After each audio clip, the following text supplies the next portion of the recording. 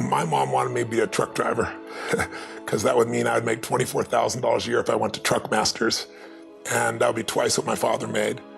And she thought that would happen, but something inside of me said, I don't want to drive a truck. There's something else that matters more to me, and I decided I was not gonna go for money instead of passion.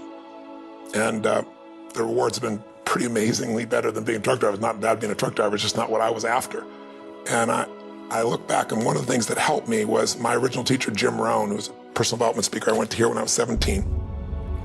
He said something the first time I heard him, and he said, you know, it's really simple. If you want life to change, you gotta change. If you want life to be better, you've gotta get better. It's the only way it happens. And luck will show up for people and it'll leave them. But if you're constantly improving who you are and what you give, game over. When people ask me, what does it take to be happy? I always tell them one word, progress. Progress equals happiness. Even if you're not where you want to be yet, if you're on the road, if you're improving, if you're making progress, you're gonna love it. You're gonna feel alive. On the other hand, it doesn't matter how successful you are, if you stop growing, you start dying inside. I've always had this belief, if you want to be successful at anything in life, never leave the sight of setting a goal without doing something that commits you to fulfillment. If you get, like, you're in state, right, when you do something. While you're in state, that's the time to commit yourself to something that makes you follow through. So I'd call somebody up, I'd schedule something, I'd lock in the next meeting, I'd sign up for the class, I'd enroll the guy who was gonna mentor me, I'd set the meeting with a mastermind of people I met. I did something so that whatever I committed to, there was something when I went home that would pull me there. It's structure. This could be the greatest time you ever live if you control what you focus on, if you find a more empowering meaning, and if you decide to model the actions of those who succeeded before you. It can be the best financial time, the best emotional time, the best spiritual time of your life, but you better take control of your state. And if you think you're gonna do it just by today, you're wrong. You're gonna need to get yourself some rituals. Right now, every one of you in this room is controlled by your rituals. I don't just mean this one, I mean every morning you get up. I know your body, I can look at your body right now, and I can guess your rituals. Some of you, your rituals to work out 5 times a week, I can see it clearly. 4 to 6 times a week, it's obvious. Because you couldn't look like that if you didn't do that. Some form of workout, I don't care if it's walking, lifting, whatever. Some of you, it's obvious that lifting weights is part of it. You can see by that man's muscles. I know what his rituals are, because your life comes from your rituals. If you don't develop the ritual, you're kidding yourself. How many would agree with me on this? Raise your hand and say, I. And there are rituals that put you in state, and there are rituals that take you out of state.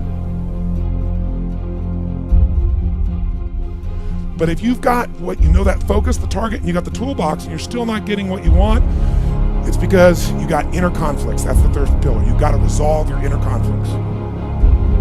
Because that, as I tried to explain to you, 80% of success in anything is your psychology, and 20% is the mechanics. So those inner conflicts are when you take 2 steps forward, you pull 3 steps back, right? When you say, boy, I'm totally committed to this, but you don't follow through. This is my expertise, the why guy part. Why? Why do you keep saying you want this? You have crystal clarity, you have the tools, and you're still not getting it? There's a conflict in you. Align your life with what is most important to you. And then once you are in a position where you're aligned, guess what you'll do? Take action. You won't have to work at it. When everything's in alignment, there's nothing pulling you away, boom, you go for it. Progress comes when you tell yourself the truth and you're able to feel the uncertainty and take action anyway. The thing that stops us all is fear. It's no surprise. Fear of failure, fear of rejection, fear of the unknown, fear of not looking good. And that fear we could translate into the simple thing of uncertainty. Now, when you look at someone who's incredibly successful, you look at someone who's truly a leader in their life or in their field, the one thing they have in common is they exude this sense of certainty. Now, where's that come from? Is it inborn? Are they lucky? Are things just going their way?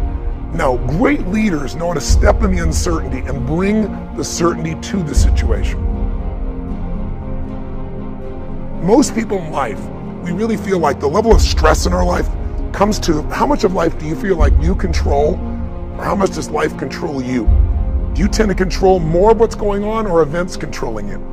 It's very easy to have those events start to take control unless we take control of what's between our ears, our own mind. You see, what you and I focus on massively affects how we feel, whether we're thriving or surviving.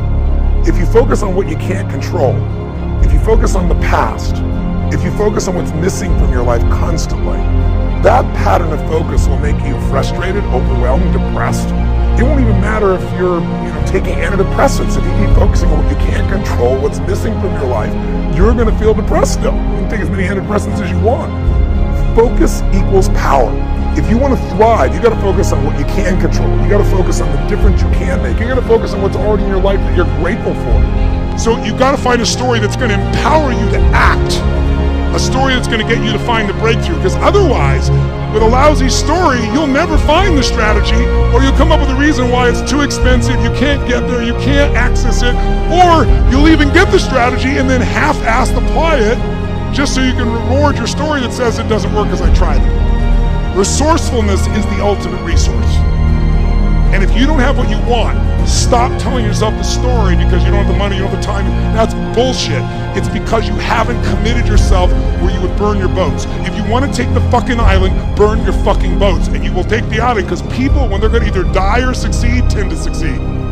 But most of us give ourselves a way out, and that's why we don't have what we want. I was thinking about where this journey began for me, my desire to serve. Every day before I get on stage, I do this thing to whip myself into a peak state, and then my last words are, "Use me, Lord." That's my prayer. And every day my goal is to be a blessing in people's lives. Just do more, give more, share more, create more. And what you need will be there. It's like air. You don't stop to think about when you take a breath whether it'll be there or not. It's always going to be there. Yeah. You just got to do your part.